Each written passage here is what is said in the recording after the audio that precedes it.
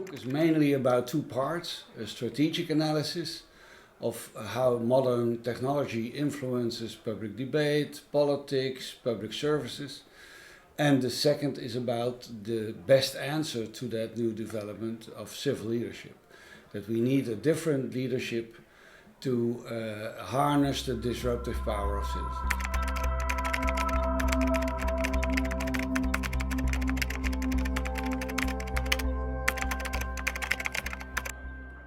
The public opinion is for the first time in history of the public itself. We can all generate news, data, acknowledge scandals, incidents, etc. This third channel, this direct channel of the people themselves, will win ultimately between all media. So television, newspapers, politics, parliament will follow this third channel.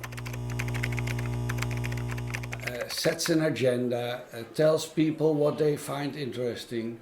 You can even measure how much interest there is for some issues. So what I increasingly see is that newspapers and television and parliament will follow the agenda on the direct channel. And we no longer need government or Congress or parliament to tell us on what issues we need a referendum. There is every day the possibility of a referendum. There is a battle for the eyeballs going on. People have a small amount of attention and they can address it to all kinds of issues and information and news, and they can even generate their own news. And within that, the scarcity of attention will be the most important thing for politicians to look at. They are not used that they will be ignored, that there is no attention at all. So they all think they are doing very important things and very important debates, and for them it's the most abhorrent thing to know that people are not even looking at them or not even knowing what they did.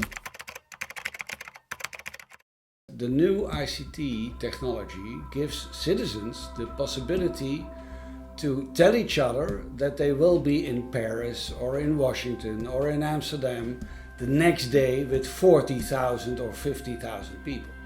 And that's a totally new kind of what I call in the book swarm behavior, that they know where they are going, that they want some common direction, that they know how to communicate with each other, and that they can organize themselves the next day on a totally different pop-up location to see each other.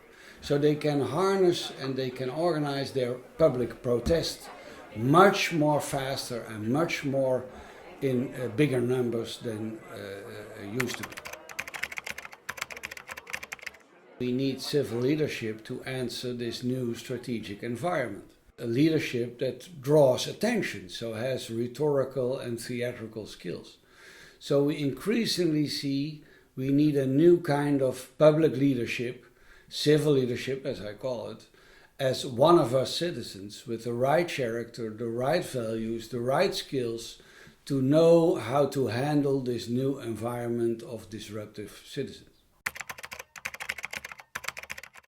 And on the other hand, knows how to inspire and stimulate citizens, the powerful citizens that now has all kinds of powers in their hands, their ICT power, the internet power, the data power, the communication power, the swarming behavior they can acknowledge like in Paris. So we need a new kind of leadership that triggers them, inspires them, and shows them the way to go.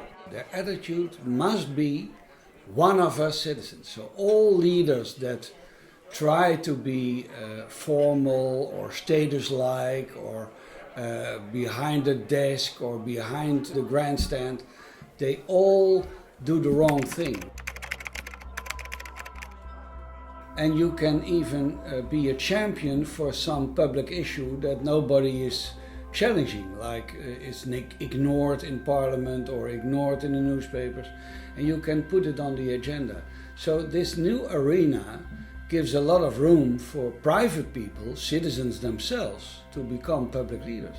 So the big question for you, and I try to answer part of it in my book, is about, will I become and how do I become a civil leader?